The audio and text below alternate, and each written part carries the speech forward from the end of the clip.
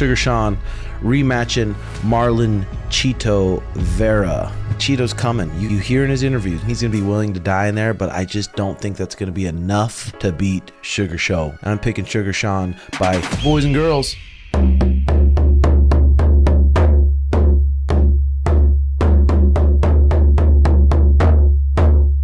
It's that time again. UFC 299. In this video, I'm coming at you with my picks.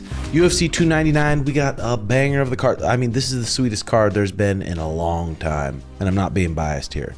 So I'm going to go through the picks. First fight, we'll go top to bottom. First fight, we got Sugar Sean rematching Marlon Chito Vera. They had a fight 4 years ago, and everyone knows how that went down. This time, I think Chito's coming. You hear in his interviews, he's coming with his heart. He's going to come with everything. He's going to be willing to die in there, but I just don't think that's going to be enough to beat Sugar Show right now. He's too elite. He's too fast. He's too great of an athlete. People act like he doesn't have grit. Look at the fight versus Petr Yan, who's a machine. Petr Yan was the one shooting on him, and they talk about that being a 3-round fight, but it's like, yeah, the pace is different for a 3-round fight. The pace is different for a 5-round fight. So I'm picking Sugar Sean by TKO. What's up, boys? I'm live from Miami, UFC 299 Fight Week. And this video is brought to you by PrizePicks. Now, I'm affiliated with the UFC, so I can't do the picks myself, but if I were to do the picks, this is what I do. I pick JDM at more than 12 minutes fight time. I think he's going to make the right adjustments. In his last fight, he made the mistake at pulling some guillotines and pulling people on top of him. And if he does that with Gilbert Burns, he's in trouble. Because Gilbert Burns is one of the best at jiu-jitsu and ground and pound. If he works the half guard, he's got one of the best head and arm chokes in the UFC. But I think JDM is going to be good enough to try to avoid the ground. And I think he's going to be able to bring it more than 12 minutes fight time.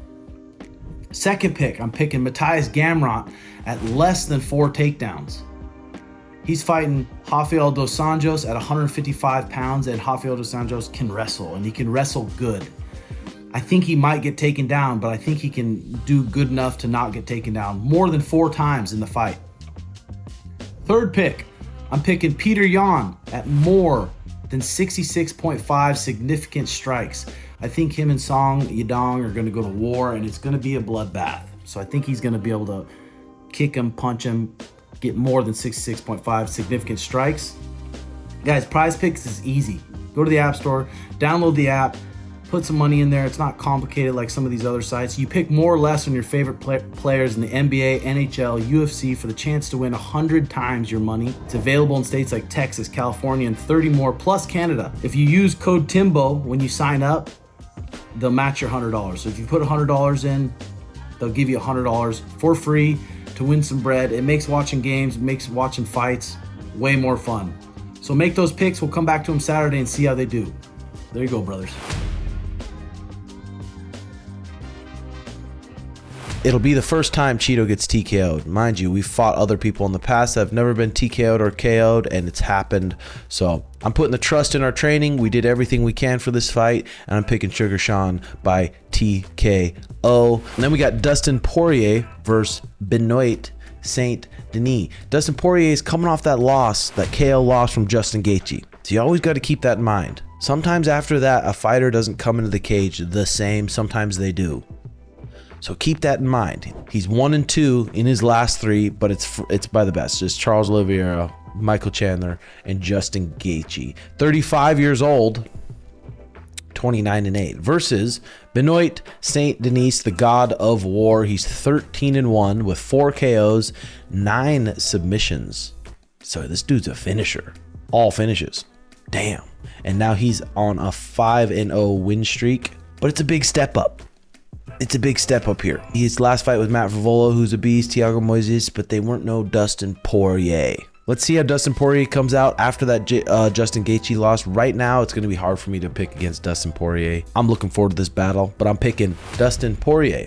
Next on the card, a fan favorite. This one's going to be really, really sweet. We got Kevin Holland, who's 25-10, 31 years old. He's 6'3". He's coming off that loss to Della Maddalena. So he's 2-1 in his last 3. He was coming off the win against Ponzinibbio, Michael Chiesa, and then he lost to Jack. So he's bringing on the newcomer that everyone's pumped about, who is 36 years old, mind you. He's 21-2 with 13 KOs. He lost to Logan Storley in Bellator. He beat the Coyote Yamuchi. But you got to look at this one. He beat Douglas Lima. And Douglas Lima is one of the most well-rounded, beastly MMA guys out there. He's phenomenal fighter at 170, and he beat him. I love Kevin Holland, and I think he's such a beast. If Kevin can grab a hold of him, start getting on top, and not worry about being so fancy and winning the fight, I think he can win. But right now, if I had to put money on it, I'm going to pick Michael Venom Page.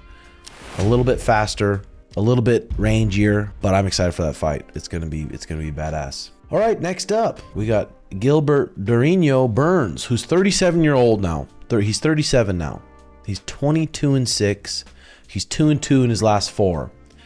He's got the wins over Masvidal, got the wins over Neil Magny, beat Stephen Thompson, beat Gunnar Nelson. He's beat some of the best. 37 years old. And Gilbert is one of those world champion black belts that if they get on top of you in half guard, there's a good chance you're going to be down there the rest of the round. They're just so good with their balance on top. He's just so good. You get a black belt at that level on top of you, it's not good. Jack Maddalena, he's 16-2, and he's on a fat win streak. And I think it was his last fight, September 16th, against Kevin Holland, where he kept pulling a guillotine. He kept sitting to a guillotine, and Kevin Holland kept passing. But I'm sure Jack and his team and his coaches are smart enough to say, hey, if you even get Gilbert's neck at all, wrestle. Do not flop for a guillotine. That's a mistake a lot of people have made. That's a mistake I've made in the past. When you have a good guillotine in practice and you're confident and you're catching good guys in it, you want to send it when the heat's on. But a guy at Gilbert learns his level, and a guy that has no neck like Gilbert Burns, he probably hasn't been caught in a guillotine in years and years and years. Do not pull the guillotine, because if he does that, he's going to get beat up. Right now, Jack's 27 years old. He's 10 years younger than Gilbert. He's on this fat streak. This is going to be an interesting match, and I feel like we're going to find out pretty quick in the first round. But one thing about Gilbert Burns is you not only have to worry about his takedown, he's really good at faking his takedown and throwing over the top. Yes, Jack is probably the better striker technically boxing, but when you add MMA and the threat of the takedowns, it gets a little dangerous. And you see Gilbert Burns, how big of and hard of a right hand he has. So this one was hard for me to pick.